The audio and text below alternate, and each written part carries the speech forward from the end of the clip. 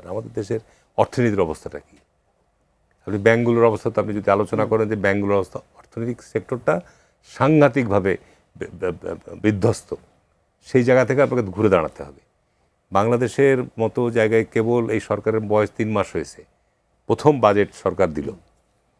Budget আপনার একটা অনেক বড় বাজেট, এবং বাংলাদেশের বাজেট আজকে শুধু ঘাটতি বাজেট নয়, দীর্ঘদিন যাবত এই ঘাটতি বাজেট হয়ে আসছে। ঋণ নির্ভর বাজেট, এগুলো আজকে নতুন না, কিন্তু বাজেট প্রণয়ন করা এবং বাস্তবায়ন করা বাংলাদেশের প্রেক্ষাপটে কিন্তু বিরাট চ্যালেঞ্জ, বলবো আপনাকে, বিরাট বড় চ্যালেঞ্জ।